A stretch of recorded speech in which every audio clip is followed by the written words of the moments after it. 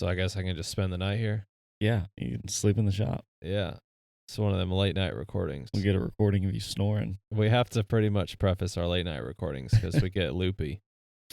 A little bit delirious. Is it bad that we've decorated for Christmas already? Controversial topic. No, my Christmas tree's down. It's not up yet, but it's down from my shop loft.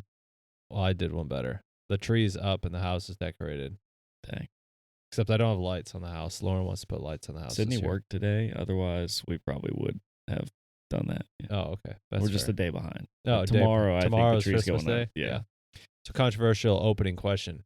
Is it okay to set up your Christmas tree before Thanksgiving? Absolutely. Hang on. I hear it. Hang on. I hear somebody. Oh, they disagree. They disagree. No, they're just crying. Oh, man. Welcome back. I'm sorry. No. I'm not getting off that topic yet. If you wait until Thanksgiving to put your Christmas tree up, why even put it up? That is true. It's barely going to be up. I know. And then Christmas is over, and as soon as Christmas is over, everybody's like, oh, take it down. It's done. It's over, yeah. Yeah. No. If you're the weirdo that keeps your tree up till Valentine's Day, you got other problems. Shout out in the comments. Yeah. No, actually, don't identify yourself. Yeah, don't. I have the luxury, or not so much of a luxury, of going in and out of people's homes all the time.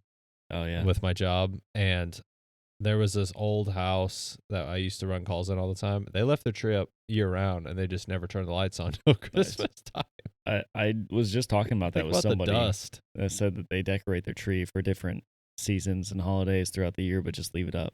Oh, really? I was like, I guess that's one way. Yeah, if you don't have a place to store it or just don't want to take it down, I suppose. It's a St. Patrick's Day tree, and then it's a 4th of July tree, and you're like, okay, whatever. Only Independence Day. Welcome back to another episode of the Suffer Up Podcast with Nate and Ryan, where our mission is to encourage and lead others to suffer with a purpose, striving to level up in life with an emphasis on spiritual, mental, and physical well-being. These are the voices of Nate and Ryan. And we don't have a topic for today, but I have been out of town for the last 10 days. We have a topic. We do. Well, kind of. Get back into this. Yes. So we are knocking the dust off and getting back into the studio shop. And back in the saddle. Back in the saddle. So title. I've been a turd the last 2 weeks. I have been doing other priorities. Nothing but hunting and just being quiet, and that's it.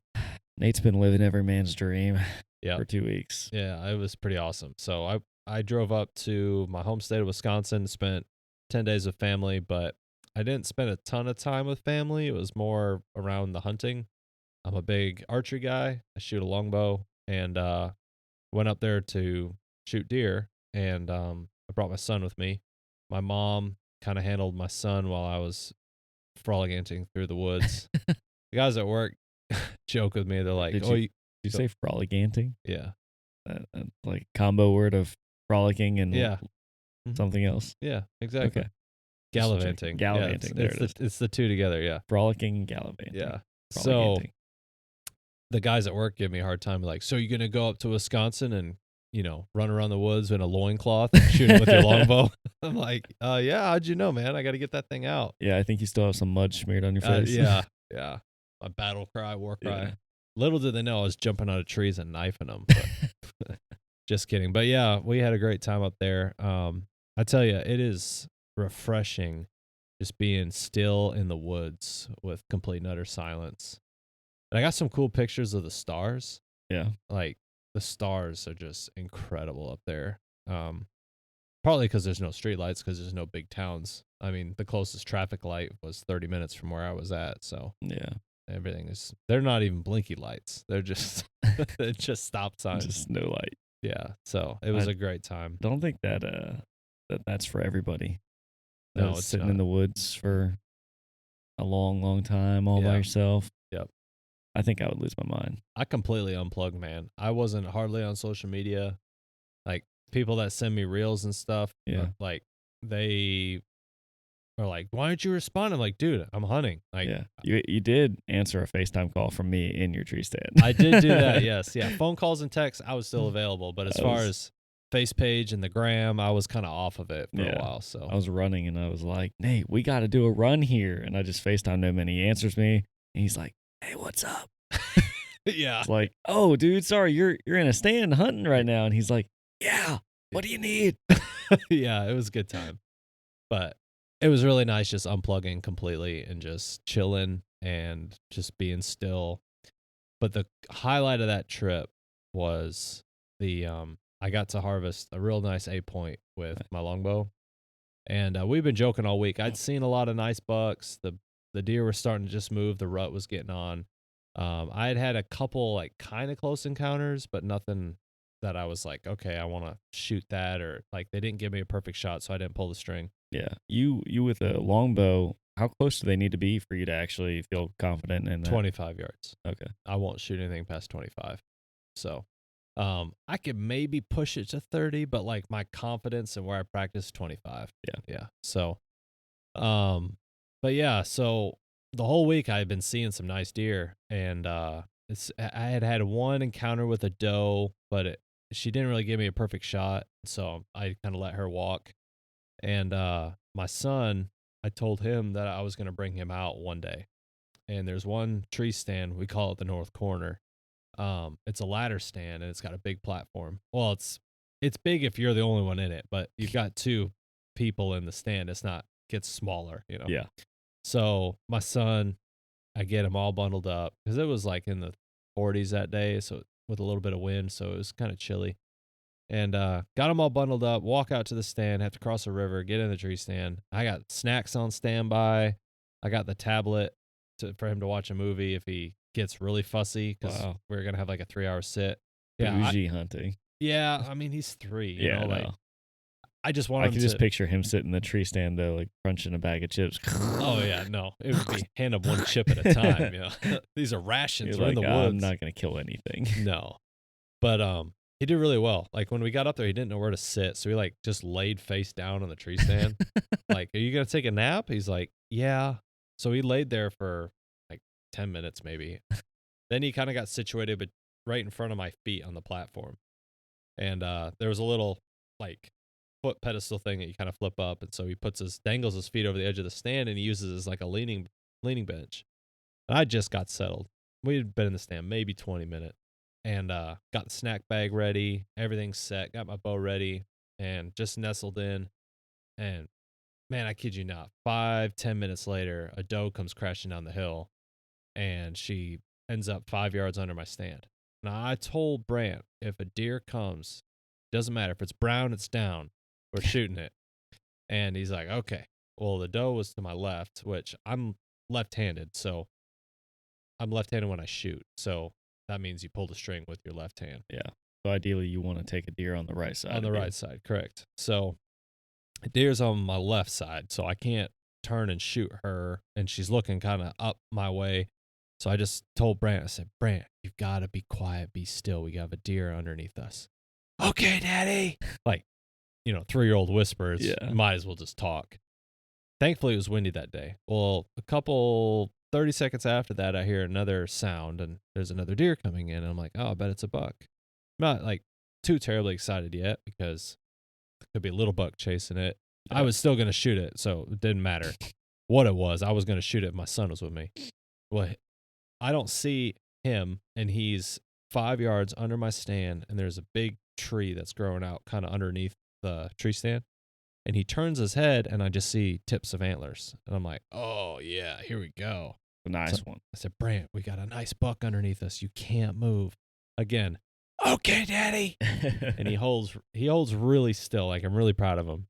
Well, that buck was on that doe, so he kind of came underneath my left side and kind of cut up just kind of behind me on my left side. And he was gonna go towards the neighboring property because the neighbor property line was maybe 20 yards beyond the stand.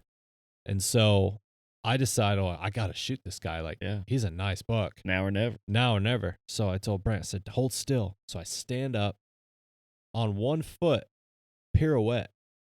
Okay. You're a dancer now. I'm a dancer. I spin on one foot and I turn all the way, a whole 180 degrees around in this tree stand. And I pull back and I shoot, I let the arrow go. And it happens so fast. Like, typically aim small, miss small, like whatever that movie is. Yeah, I don't. the World War II movie I'm not good with movie names. with the sniper. Saving Private Ryan. There we go. I knew it'd come to me. Okay. Aim small, miss small. That's what they say in the movie. Okay. Anyway, so you're supposed to pick like a real small spot, focus because it's all instinct shooting. You don't have a pin to look at. I just let the arrow fly, and the deer runs off. I after a couple minutes, I climb down, look at my arrow, and it smells like gut matter, but it's covered in blood. Which for a bow hunter, you're like, that's not ideal. Yeah. But I knew it was quartering away, and I knew that the arrow went mid body, but I was high. I was like 20 foot up, so there was a lot of factors. Mm-hmm. But it ran in the neighbor's property. Went up to my son. I said, "Buddy, we just shot a buck," and I'm like worried about the shot, and he's like, "Good job, Daddy. Let's go get him." I'm like, "No, not yet. We gotta wait. Go home." Getting permission to get on the property was a whole ordeal. It's crazy. Yeah, because in the small town world, it's like everybody knows about all the deer, and so people are protective of their deer. Did we actually shoot it on our property? Which we did. Like, it was this whole ordeal. But anyway, we ended up getting in contact with another family member, and he gave us permission. And we got out there the next morning, gave him some time, and started the blood trail. Had a decent blood trail, and the property owner meets us out there. Nice guy, and he shakes his hand. He's like, "Well, I'll go kind of meander up there and see what I see." And we had tracked it for maybe 10, 15 minutes. And he goes, "Oh, found your deer." That deer ran 75 yards and died in the river. And Nice. we're pretty confident he died that night because his entrails were like somewhat cold. Yeah. So he had been there all night, and it got down to like 28 degrees that night. So the meat was still good. Yeah, But, he was in a cooler. and he was in the river, and the river's freezing. Oh, cool. So yeah, so we were able to harvest a beautiful 8-point. He was nice and wide, real tall. Biggest buck I've ever shot. Really? Yeah, and then I got to do it with my longbow. Yeah. So And you got to do it with your son. That's yeah, like triple win there. I know, and we even joked about it with my dad. I'm like, you know what's gonna happen? The big buck's gonna walk out as soon as I bring him out there, and it's gonna mess the whole thing up. And nothing he did messed that up at all. He did everything great. Yeah. I was the one. I didn't really even mess anything up. I thought I did, Yeah. but ended up being a perfect shot, quartering away. Got 2 lungs, diaphragm, and the liver. So That'll do. made a clean, super ethical Yeah. shot, And straight through, right? straight through and stuck in the dirt on the Yeah. other side. So Yeah, I don't think that deer lived for too long. no, I think he. When I lost sight of him, I think that he went down to the river and died right there. Yeah. So I don't think he breathed for very long with holes and everything. no, and it just goes to show, like, when you don't think about the shot and you just do it, like, it just happens. And sometimes the less time you have to think about it, the better. Yeah. It's just literally as Well, that's a instinctive as it gets. Testament to your training too. I mean, training, but like your practice with Yeah, the bow. a lot of beforehand. hours. Yeah. A lot of hours. You've put in a lot of reps, I assume, over Yeah. many years, Mhm. and obviously it's paid off. Paid off. So came home with some venison. So Yeah, when you bringing some jerky over, Or I need to steak. get a dehydrator. or I'll get you some any meat. venison. You want some? Heck yeah, Yeah, I'll get you some. Not a Yeah. problem. I got tons of it. So yeah. You got another deer too while you're up there, right? yeah, my dad shot one. So Nice, yeah, it was good time. So good family trip up there, man. yep, I had a really good time, and we were able to spend some time with family. And so I didn't run for 2 weeks. Hey, we'll see how that pays off. I can tell you how it pays off because I ran the last 2 days since I've been back. Feel good? I'm fat. Yeah. That was one thing I did want to kind of touch on today too. Was like, enjoy your seasons of rest. Yeah. But just know that it does come with some consequences. Yeah.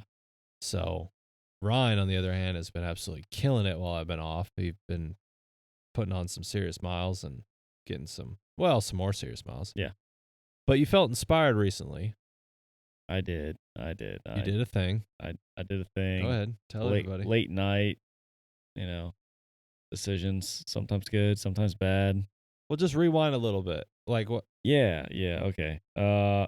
So we've been looking. So, first off, Nate and I signed up for a thing called the Death Race, Florida Death Race. Last year, by the way, the death race is dying. What? Oh, This yeah. is the yeah. last year for this the is Florida the Death last Race. year. Yeah. So we're doing the Florida Death Race next year in Florida, and it's 74 miles. But yeah, this is apparently going to be the final year for that race. So we got in just in time. Yep. And then we were looking at a 100-mile race, trying to pick, we both want to do a 100-miler, and we were trying to pick when's the best time to do one as far as our training goes, as far as family being there, as far as each other being there to crew and pace and stuff. So we had our eye on a couple. I was really eyeballing this one called the Forgotten Florida 100. And you get a buckle when you finish a 100-mile race. Yeah, but that's why we do them. yeah, We it's just want a strictly for buckle. the buckle. But to top it off, this Forgotten Florida has an added challenge associated with it called the Florida Man Challenge. Yeah, And if you do the Wild Florida 50K, we're doing that, or you are. which I'm already doing that Yep. next weekend, do that. You do the Florida Death Race 74-miler, and you do this Forgotten Florida 100. Then you get this extra, I don't even know if it's a buckle or just I think a plaque. it's a plaque because it holds your spike. Yeah, this extra metal thing that's going to sit on a shelf and collect dust. But it's for the Florida Man Challenge. And, I just love things that sit on my shelf and collect dust so Yeah. much that I really want that. Yeah, it's a title. It's Yeah. a title thing. You were one Uh, race away, and it was the biggest, yeah, of course. so close. So, yeah, anyways, found out that the Florida Death Race was going to be no more after this year. So I don't know what that means for the Florida Man Challenge. And then talked to a friend last night, right before bed, or right before I went to bed. He was running. He's about halfway through his 100-mile race himself, and I just felt inspired. So before I went to bed, I decided to pull the trigger and sign up for the Forgotten Florida 100. yeah. Let's go. Still, I'm pumped. Still wrapping my head around that. I'm decision. pumped because I'm not running it. Yeah. No, honestly, I think I'll be ready for it. Yeah. I'm a little bit nervous about the timing as far as Forgotten Florida being end of January, and then the Florida Death Race being the beginning of March. So there's only about a month between them. Yeah. But it's just 100 miles. Yeah, I'll be all right. yeah. You can only run one at a time, so It's true. I'm excited for you. Yeah. Like, I really am. When I woke up the next morning and saw late night bad decisions, or good, or I don't remember how you worded it. Yeah, I was like, basically that. yes, let's go. I'm pumped, man. Yeah. That'll Well, be. you've been trying to talk me into it this whole time. Well, because you're I like, think it's fitting for you. Yeah, you're like you're in the training season already. Like you're growing there. You're gonna be ready for it. yeah, let's go. Let's do it. Yeah. That's awesome. Well, now we're doing it. That's awesome. Well, I'm doing it. You're coming to. Yeah, I'll watch. be there. I'll be there. I'll have to take a shift off work, but that'll be totally worth it. I'm pumped. Thank you. Yeah, no, that'll be a good time. So, well, I was hash also hesitant because of my why. Like I Yeah. couldn't figure out why I wanted to do it, and you actually said something to me that contributed to my late night decision. Also, you told me, you're like, I think you just don't believe in yourself all the way, and I think that is probably part of it. Like Yeah. I'm just sitting there second guessing, like, am I really ready for that? And after talking with our friend the other night, Mark, way to go on your 100-miler, Yeah. and your whole family. You guys crushed it. Mm-hmm. Anyways, after talking with him, I was just like, you know what? I may be ready. I may not be ready, but there's no way to know unless I just go try. Yeah. And I probably am ready. But regardless, you Yeah. just got to just do it. Just do it. At yeah. some point, you Do just the get out thing. there and do the thing. That's awesome, man. So I'm stoked.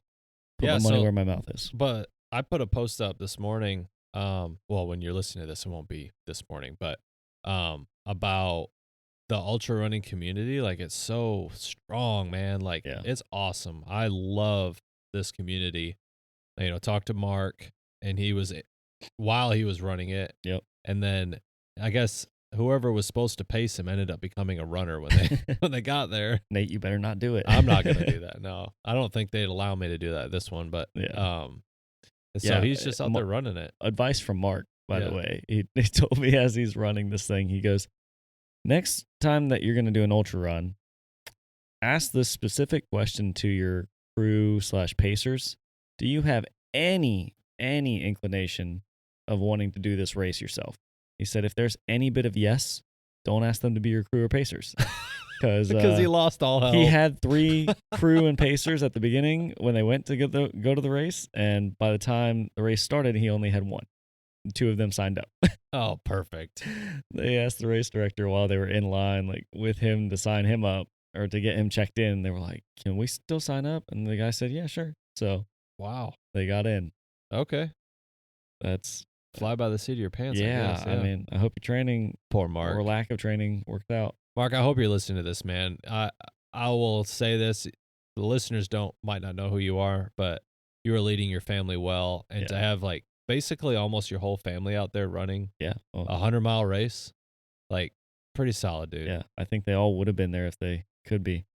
Yeah, he's leading his family well. Like when I talked to him on the phone, I was like, dude, I'm all by myself. Like there's nobody around me, and he was like in it. He was at mile like 50 something. So One of the best parts of while I was talking to Mark on the phone was we'd be chatting and then all of a sudden he'd stop talking to me and he'd be like, "You're doing great, keep going." He's out there like motivating everybody else on the course too, whether they were whether he was passing them or getting past himself, I yeah, don't know. But either way, he's that's out there awesome. cheering on the other people, I love it. which is just another testament to what you were saying. Like the running community, the ultra running community especially, is just Yeah. awesome. Yep. Awesome. Like everybody's there to help each other. Everybody wants to see each other at least finish. Like Yes. that's the goal. We're not out there. We're not all out there to win. Yeah. Somebody is, but Mm-hmm. Yeah, and then actually, right now, as we speak, another listener is currently running yeah, the Tampa Bay 100. right. 100. John Reed of You Run You, he's out there right now crushing it. So I haven't heard from him. I need to text him before he finishes. Hopefully, he's still plugging along. So yeah, we've got friends now out there doing these things, and I'm excited to finally put our names on the map. Yep. So that'll be a good time. So yeah, so Ryan's been busy crushing that and getting ready for it, and then I'll be there with you for the 50K, Yeah. driving the FJ. Oh yeah, I got rid of the Tundra. I'm an FJ owner now. Yeah, Still a so Toyota guy. still Toyota, but I found me a sweet FJ, so it's now the new race rig, Yep. and we're just fired up about what's to come and all that. Speaking of races, we got to put the plug in. Yeah. We got to do it. Punch Out Ultra, February 21st, February. 2026. Yes, so it'll be a team-based ultra, 8-hour event here in Pensacola. 8-hour time limit. You don't have to run for the whole 8 hours, but if you want to push yourself, do it. Yep, that's it. So every member of the team needs to run at least one lap, which is 4 miles, 4.1 something I think is what it's it gonna comes be, out to. yeah, right around 4. And everybody has to run at least one. After that, you can take a nap. You can be a fatso and sit under the tent, but ultimately you're letting your team down. So that's probably not the right way to say it. But Harsh words. yeah. No, if you're a Yeah. non-runner and you're worried about it, you've got 8 hours to walk 4 miles, That's essentially. it. Yeah. Um, I'm going to redact what I said. If you come out and you've never ran 4 miles before and you're part of a team, that's the goal of this. That We is. want you to come out, and if you can only run one lap, Yeah. run one lap. That's a win. But I'd be willing to bet that you run one lap and you take a 20-minute break and you see your team out there still running, you'll at least walk another lap. Yeah. I'd be shocked if anybody on a team finishes this race with one lap. Yep. With less than multiple laps. Yeah. I think at least every person's going to do 2, 3 Yeah. laps Mm-hmm. because you've got 8 hours to do it. And even if you've only ever run a 5K, you come out, you run this 4 miles, and you're like, man, that's all I wanted to do. I wanted to set my Mm-hmm. new maximum run distance. That's awesome. But like Nate said, you're going to sit there for a little while and then, get some food, get some drink. You're going to be like, all right, I could go walk another 4 miles. Yeah. I don't think I can run them, but I can walk them. Yeah. Okay. Cool. Cool. You got Still 6 more counts. hours to go do it. Yeah. So Enjoy your walk. yeah, so that's the cool thing about this platform is you can literally come out, hang out, and just be around awesome people and just go run as many as you want to. And you might surprise yourself. Like you get done with 4, man, I've never ran 4 miles before. I guess I'll walk one more. Well, guess what, buddy? You're at 8. Yep. And the hardest part's leaving the start line. Once you're on the trail, then it's like, well, I just got to get to the turnaround. Yeah, and maybe I'll just jog a little. Yeah. And Find then yourself running some more. you get done with 8, and you still got 5 hours left. I'm gonna get double digits. Yeah, well, might as well get double digits, Yeah. so And for those of you who do like to run or are just getting into ultra running and you really want to push yourself, we got a special little challenge and gift for you guys if you mhm, complete it. If you can do 50K, a whole, how many is that? Eight, 8 laps eight ish. Yeah. laps. So it'd be 32 miles in our 8 hours or more. If you can do more than the 32 miles in that 8 hours, then you're going to get a special ultra finisher challenge coin, Yep. which will be a coveted item because I don't Yes. think a lot of people are going to do that. But prove me wrong, guys. Yeah. Everybody get out there and get Make one. us buy a bunch of coins. Yeah. Yeah. So that would be really cool.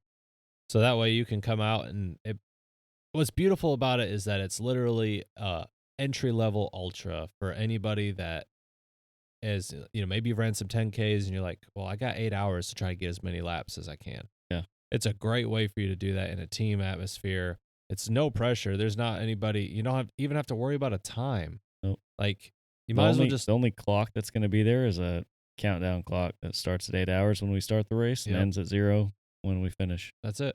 So You against you. that's it. We'll have food and not awesome venue, Yeah. and Beautiful. bathrooms and stuff. So yeah, it's gonna be awesome.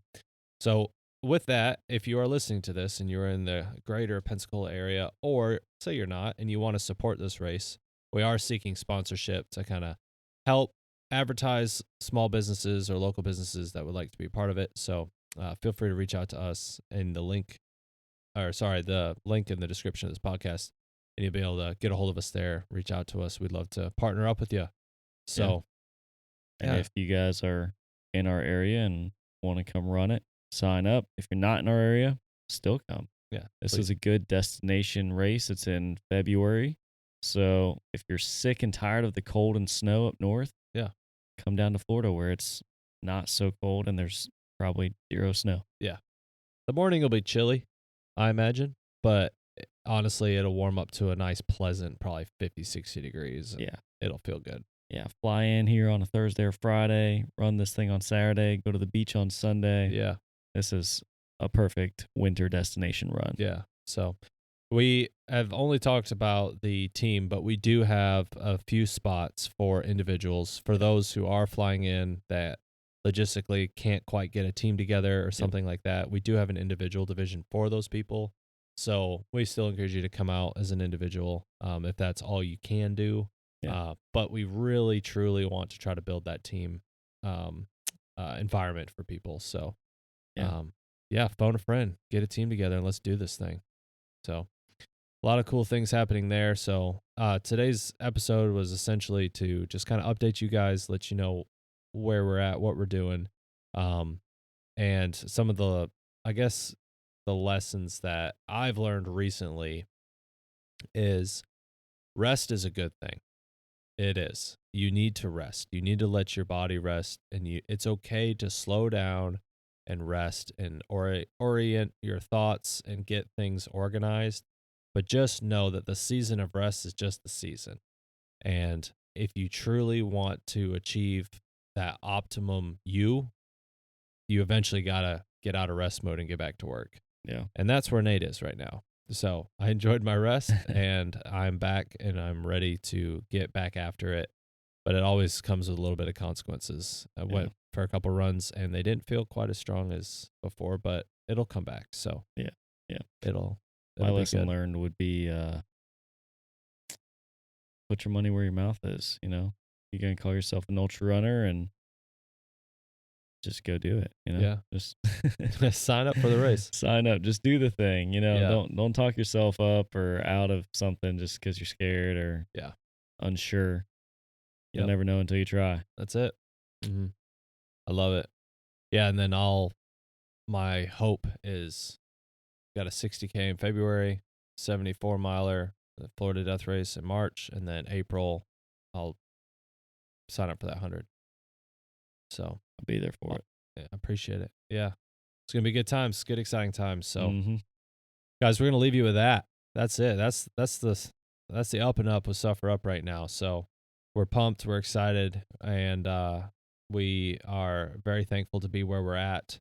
Please continue to tune in every Monday for a new episode here at Suffer Up, where our mission is to encourage and lead others to suffer with a purpose, striving to level up in life with an emphasis on spiritual, mental, and physical well being.